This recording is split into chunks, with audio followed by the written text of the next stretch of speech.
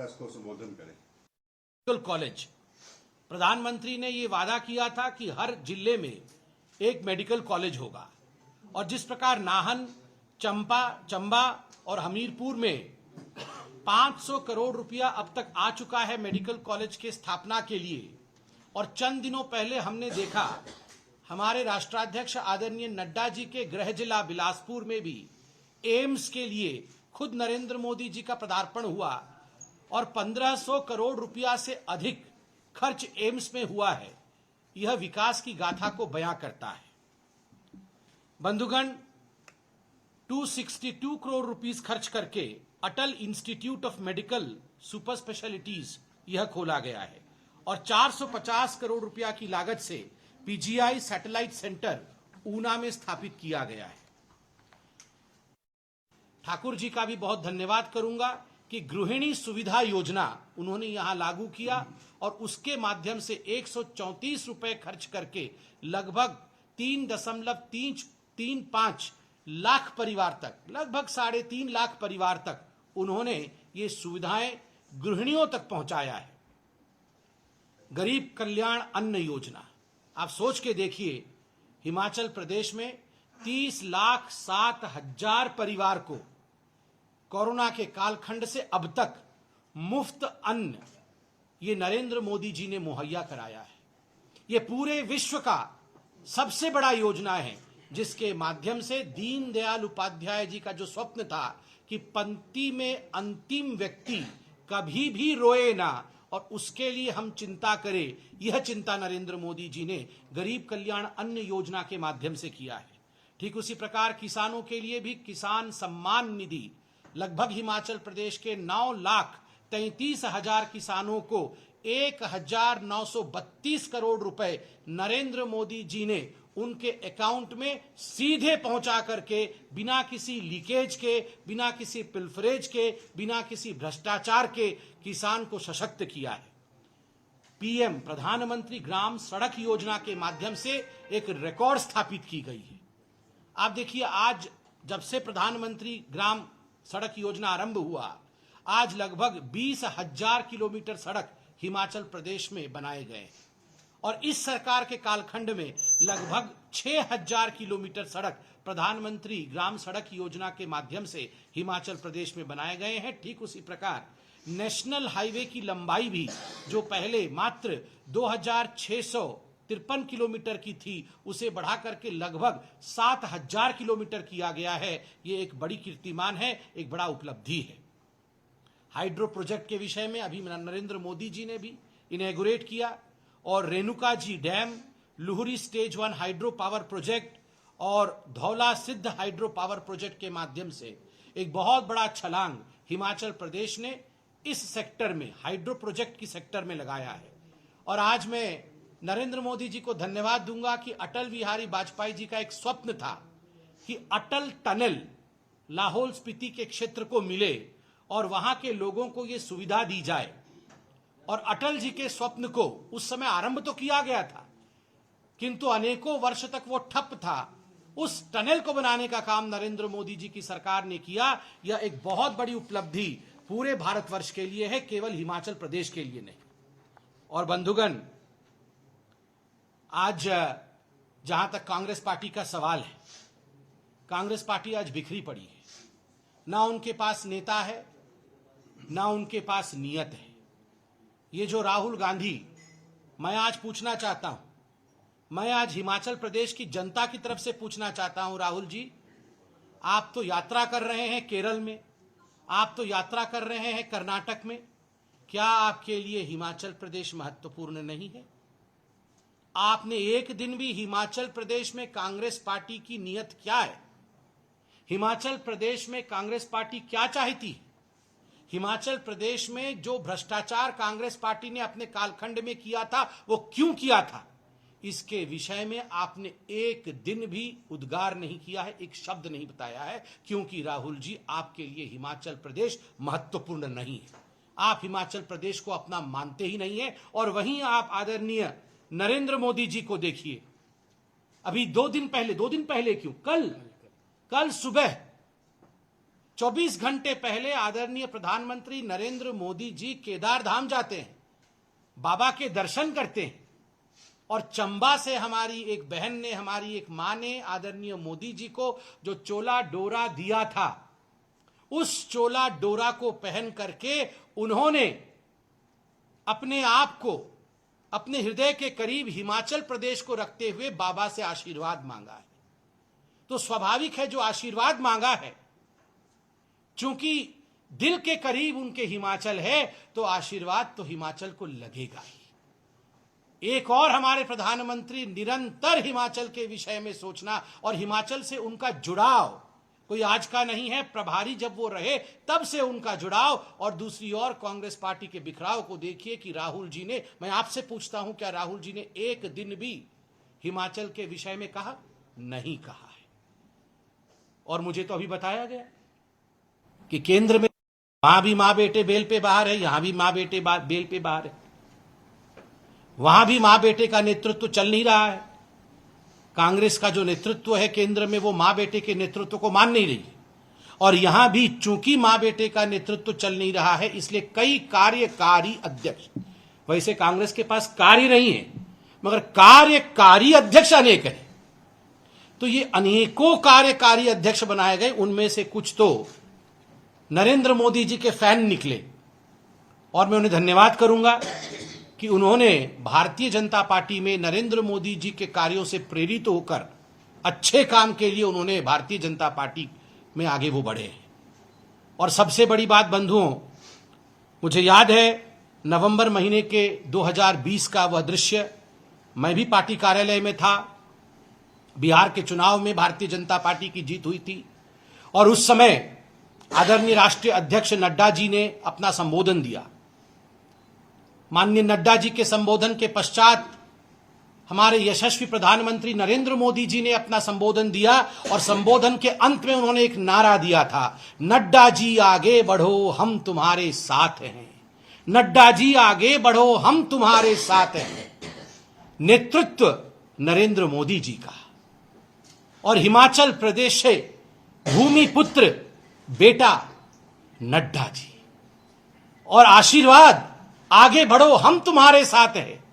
आज पूरे विश्व में जो सबसे बड़े नेता हैं, जो विकास पुरुष हैं, वैसे नेता का आप सोचिए, नरेंद्र मोदी और नड्डा जी की ये डबल इंजन की सरकार, केंद्र में हमारे अध्यक्ष नड्डा जी, केंद्र में हमारा नेतृत्व मोदी जी, और जयराम ठाकुर जी जिस प्रकार से उन्होंने काम किया है, यह सिद्ध करता है कि आने वाले चुनाव में प्रचंड बहुमत के साथ भारतीय जनता पार्टी की जीत होगी। और एक नारा मैं भी यहां से देके जाना चाहता हूं कि जिसने पैकेज खत्म किया उसका पैकअप होगा।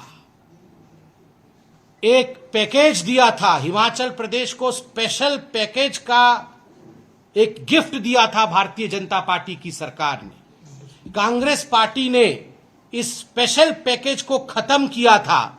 और स्पेशल पैकेज का गिफ्ट क्या होता है? स्पेशल पैकेज का अर्थ होता है 90% खर्च केंद्र करेगी और 10% खर्च जो है वो राज्य करेगी या प्रदेश करेगी।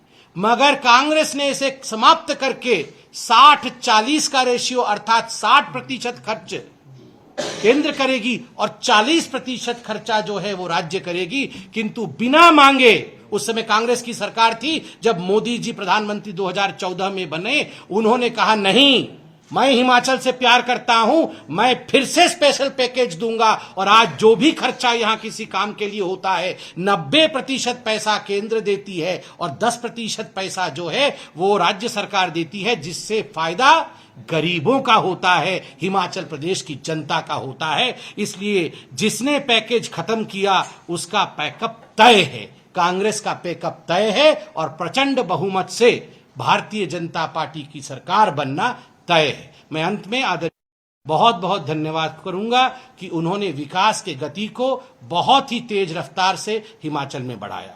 बहुत बहुत धन्यवाद। कोई प्रश्न हो तो अवश्य पूछें। जिला कांगड़ा से आप प्रेस कॉन्फ्रेंस कर रहे हैं सर, जिला कांगड़ा में भाजपा की क्या उपलब्धियां हैं?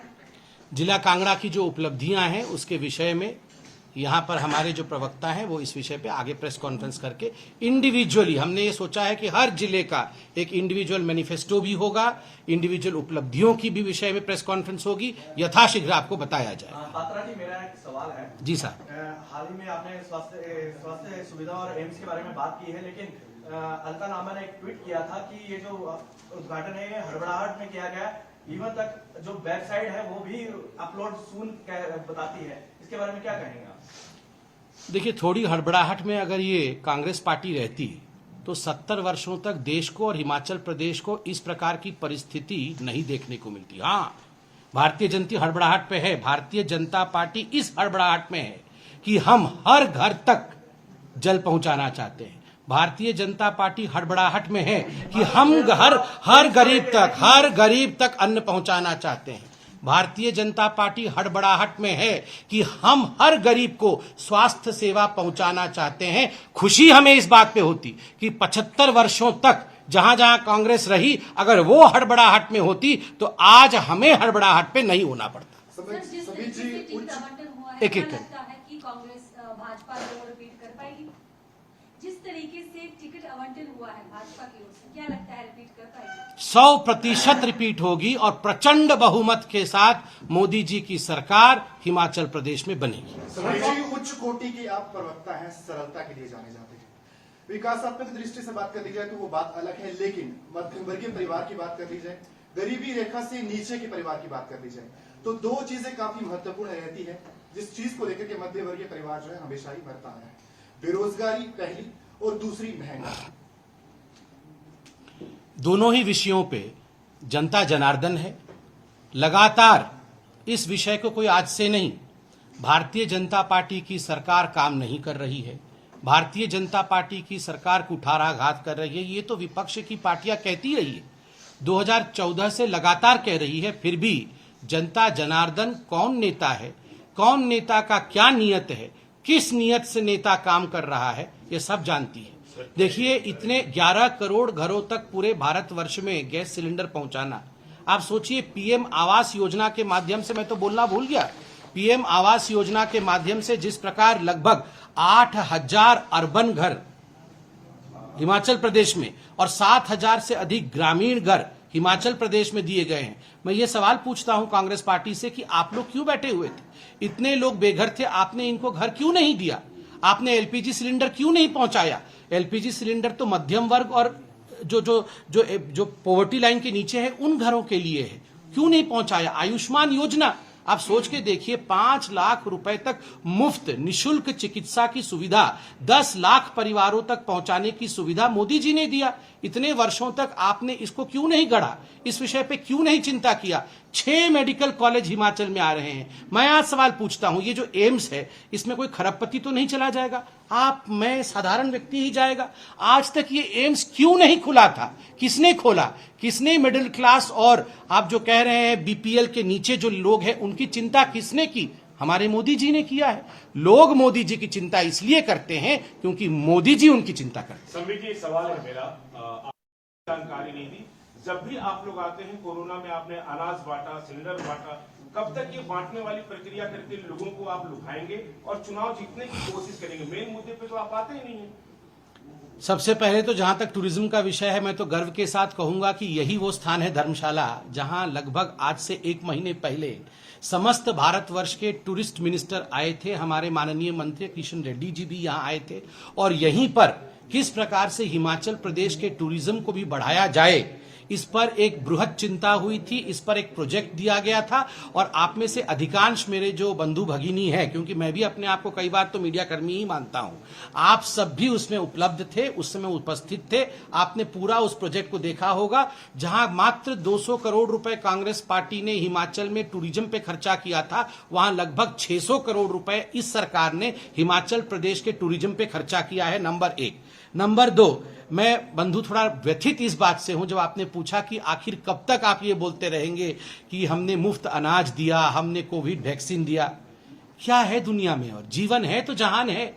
आप सोच के देखिए, जहां बड़े बड़े देश बिखर गए, जहां बड़े बड़े देश कोरोना में एकजुट होकर काम नहीं कर पाए, जहां बड़े बड़े देश अपने अपने नागरिकों को वैक्सीनेट नहीं कर पाए, वही हिंदुस्तान ने 2 इंडिजिनस वैक्सीन बनाया और आज लगभग प्रत्येक हिंदुस्तानी, यहां भी जितने हम लोग बैठे हुए हैं, सबने 2 डोज लगाया है और अधिकांश लोगों ने बूस्टर डोज भी लगाया है। और आप सोच के देखिए, हम तो फिर भी अच्छे परिवारों से, उन गरीब माताओं की चिंता करिए जिन गरीब माताओं के पास कोविड के समय अन्न पहुंचाने का काम, उनके अकाउंट में निर्बाधित पैसा पहुंचाने का काम मोदी जी ने किया। ये कोई छोटा विषय नहीं है। लोग हम पे हंसते थे कि अरे ये डीबीटी करते हैं, ये आधार कार्ड लिंकेज करते हैं, ये जैम पैकेज बनाते हैं मोबाइल के साथ, और इस विषय को लेकर सुप्रीम कोर्ट में गए थे।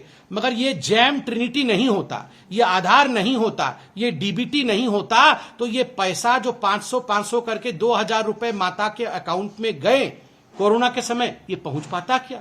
ये मोदी जी की दूरदर्शिता है, ये उनके सोचने की क्षमता है। उन्हें नहीं पता था कि कोरोना कभी आएगा, मगर ये हाईवे, ये ईवे तैयार था, तब गरीबों के अकाउंट में पैसा पहुंचा और उनके पास अन्न पहुंचा। इसलिए मैं तो नमन करूंगा, बार बार करूंगा, और जनता जनार्दन भी इसको देख करके कौन से नेता को नेता चुनना है वो तय करेगी। सबसे कहा मुद्दों पे बात नहीं हो रही है। मैं तो बहुत छोटा सा एक कार्यकर्ता हूं, मैं तो प्रवक्ता ही हूं, मगर माननीय निर्मला सीतारमण जी ने खुद इस पे अभी प्रेस कॉन्फ्रेंस किया है। पूरे विषय पे जो भी जानकारी उनसे मांगी गई उन्होंने साझा किया, और न केवल साझा किया, उन्होंने उसे ब्लॉग के माध्यम से, आर्टिकल के माध्यम से, ट्वीट्स के माध्यम से पूरे जनता के साथ साझा किया है। और जब पेट्रोल के रेट के विषय में हम पे आक्रमण होता है, डीजल के रेट के ऊपर हमें आक्रमण, कितनी बार हमने इस पे, आप देखिए, हमने वैट और एक्साइज माफ किया। मैं तो हिमाचल प्रदेश सरकार को भी धन्यवाद करूंगा कि नरेंद्र मोदी जी के कॉल पे उन्होंने भी वैट और एक्साइज माफ किया। किंतु वो राज्य, जो राज्य कांग्रेस द्वारा शासित है या कांग्रेस के साथियों द्वारा शासित है, उंगली उठाने का काम तो बहुत जोर से करते हैं, मगर जब उनसे निवेदन किया जाता है कि वैट और एक्साइज पे कट करिए, उस समय वो जनहित का काम नहीं करते हैं। इसलिए दिखाने के दांत एक और खाने के दांत एक। आज पूरा विश्व, मैं नहीं कह रहा हूं, मैं तो आर्थिक विषयों का जानकार भी नहीं, मगर मैंने पेपर में पढ़ा है, आपने मुझे बताया है, पूरा विश्व ग्लोबल रिसेशन की ओर जा रहा है। ये यूनाइटेड नेशन, वर्ल्ड बैंक इत्यादि सभी कह रहे हैं, मगर सबका मानना है कि भारत की नीतियों के कारण भारत कभी भी रिसेशन में नहीं जाएगा। क्या ये अपने आप में एक बहुत बड़ा कीर्तिमान नहीं है? और आप सब और हम जो भारतीय हैं, क्या इस पे गर्व का महसूस हमें नहीं होना चाहिए? सबसे लूंगा बारी बारी। दावा किया कि भाजपा जो है वो प्रचंड बहुमत से जीती, लेकिन वर्तमान में प्रदेश में 19 विधानसभा क्षेत्र ऐसे हैं जहां से भाजपा कार्यकर्ता बगावत के तौर पे निर्दलीय चुनाव मैदान में उतर कैसे देखती है। और क्योंकि जिला कांगड़ा सबसे बड़ा जिला है, तो 6 विधानसभा क्षेत्र ऐसे हैं जहां से आपके प्रमुख जो कार्यकर्ता या नेतागण थे वो चुनावी समर में नामांकन भर चुके हैं। देखिए, एक बात बड़ा स्पष्ट होता है, जो जनता होते हैं, जो कार्यकर्ता होते हैं, और आप लोग भी जो मीडिया के हमारे बंधु होते हैं, एक आभास तो उन्हें भी होता है कि चुनाव कौन जीतने वाला है, और ये आभास नहीं होता है, ये आप महसूस कर जाते हैं। तो सभी जानते हैं कि भारतीय जनता पार्टी प्रचंड बहुमत से जीतने वाली है। इसलिए जो पार्टी जीतती है वहां टिकट की इच्छुक हमारे बंधु अधिक होते हैं। ये एक स्वाभाविक प्रक्रिया है और इसमें कोई बुराई नहीं है। सबकी महत्वाकांक्षाएं होती हैं, आगे बढ़ना चाहते हैं, और इसमें कोई बुराई नहीं। हाँ, अगर कुछ व्यक्ति निर्दलीय गए हैं, हमारे कार्यकर्ता हैं, हम उन्हें नमन करके लेके आएंगे। अपने परिवार के लोग हैं भाई, वो हमारे ही भाई हैं, हमारी बहन है, वो अपने परिवार के लोग हैं। हम तो देखिए, हमारे और कांग्रेस में एक फर्क है, याद रखिए। कांग्रेस में परिवार ही पार्टी है और हमारे यहां पार्टी ही परिवार है। ये परिवार हमारा है और इस उत्तर मैंने पूरा दे दिया है।